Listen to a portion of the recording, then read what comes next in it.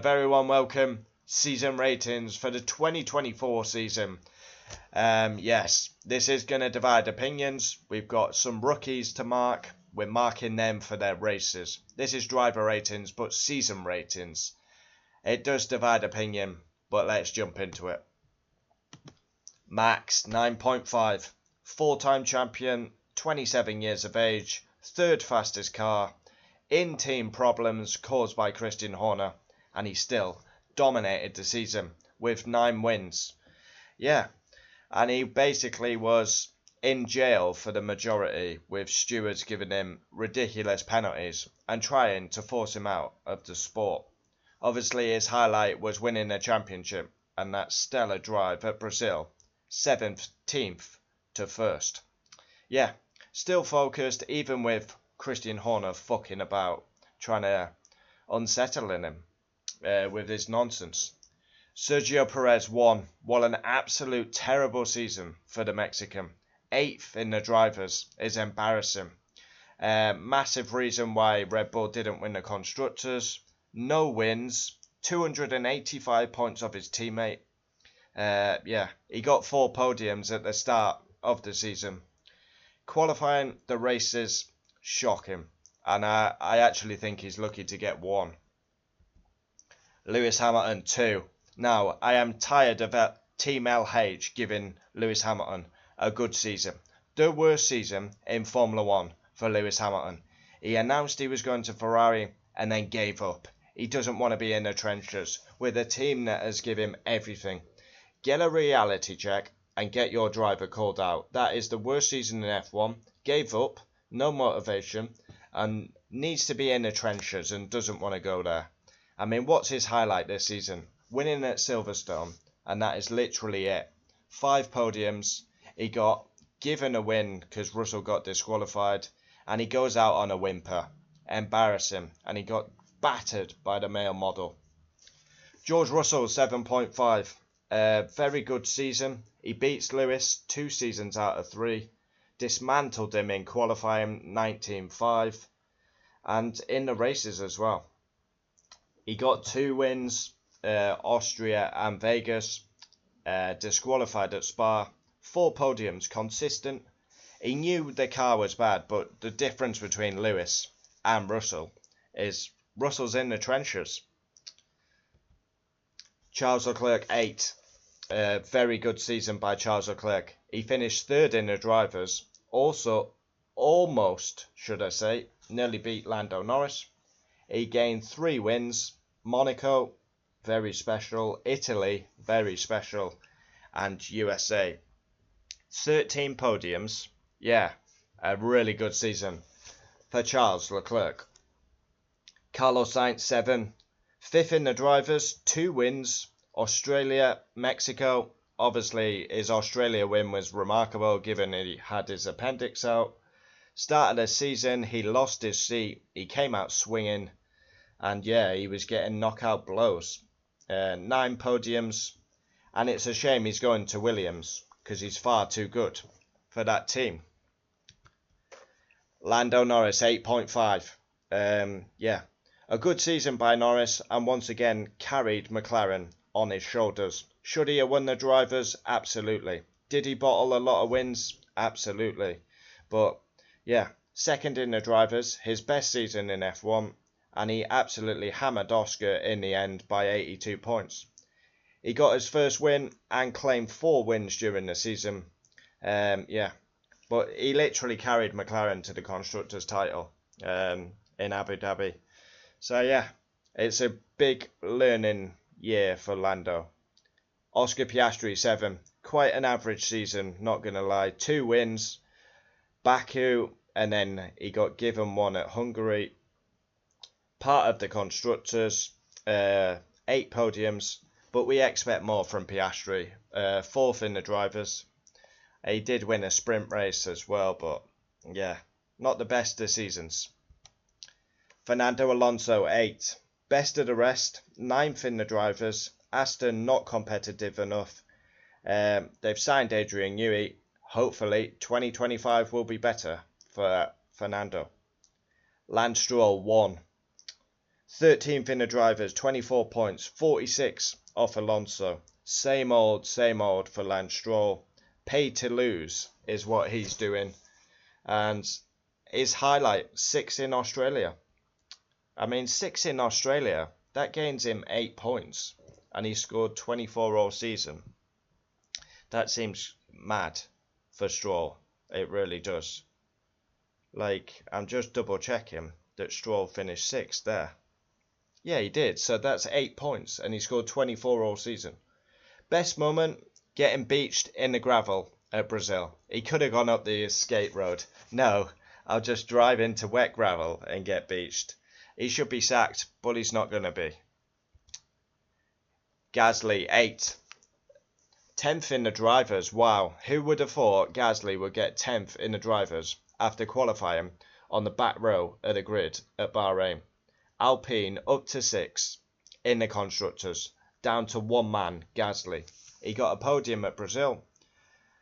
Driver of the season for me after Singapore. We came back after Singapore and he was superb. His qualifying, his races, so strong. And he's the main reason Alpine claimed 6.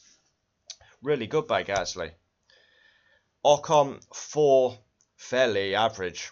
Highlight was the P2 at Brazil, but my subscribers called this. Ocon has one good race in 20. P14, 23 points. Not the best by Esteban. 1'1", 7.5. Yeah, 12th in the drivers for 1'1", and he's destroyed.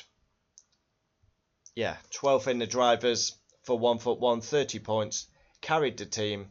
He sent Daniel Ricciardo into retirement. He's beat Lawson, but once again, he's probably going to get overlooked for the Red Bull drive. He had a very strong start to the season.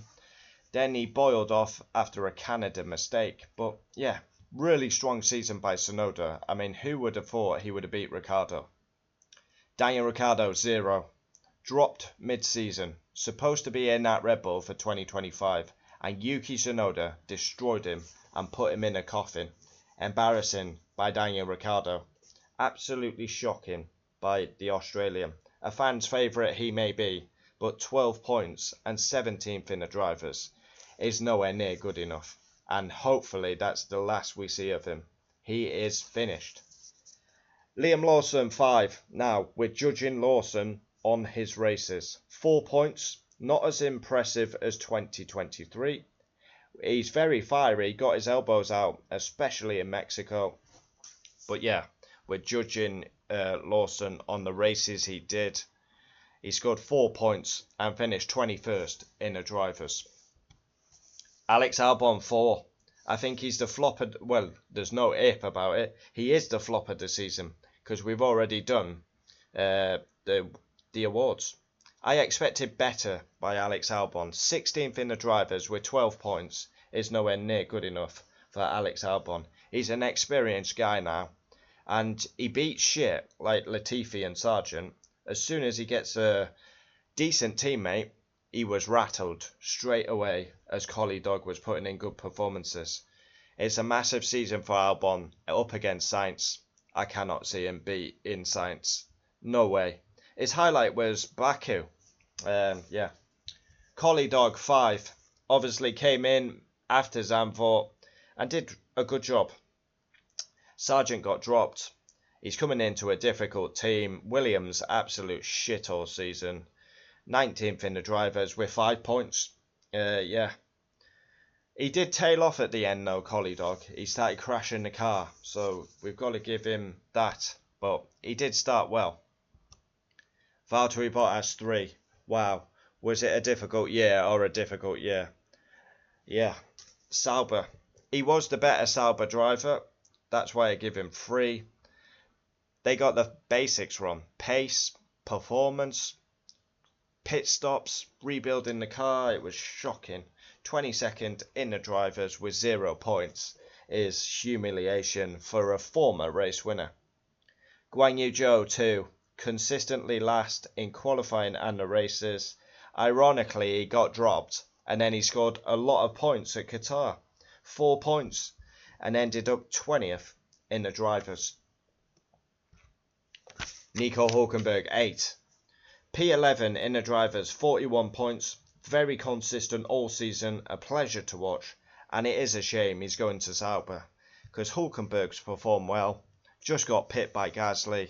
I mean, after Alonso, that's, yeah, it's best of the rest. Yeah, he's done a really good job for Haas F1. Ollie Behrman, 8. Brilliant. Ollie Behrman took to F1 like a duck to water. He filled in for Carlos Sainz at short notice. He filled in for Kevin Magnussen when he was ill and got a race ban. He had 3 races, 2 points finishes, 7th and 10th. Got 7th at Saudi, 10th. I believe that one was, I want to say, was it Azerbaijan? Not sure off the top of my head where Behrman scored that last points finish. Was it Azerbaijan? Yes, it was. That was a good guess. Yeah, Behrman, solid. Really impressed with him. I'm excited to see what he can do at Haas. Brazil was difficult in the wet conditions for him, though. Kevin Magnussen, 6. Yeah, Kevin, 15th in the drivers. He basically he did a lot of work for his teammate throughout the season, Kevin Magnussen. Yeah, especially at Miami, backing the fields up to help. 16 points. Let me get to the drivers here. Kevin Magnussen, yeah, 16 points. And we've got some to finish. Jack Doohan, obviously he replaced Ocon in Abu Dhabi.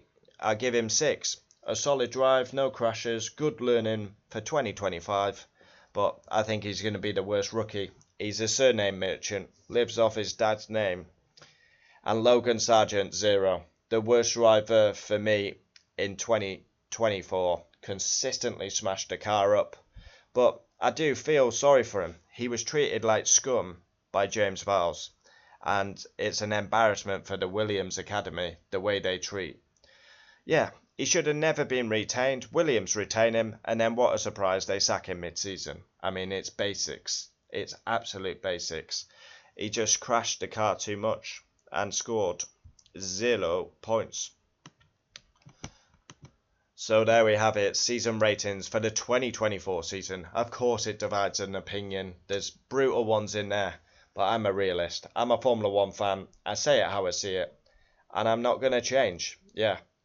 Let's see if people do actually call out the real truth and facts. Let the comments commence. Adios.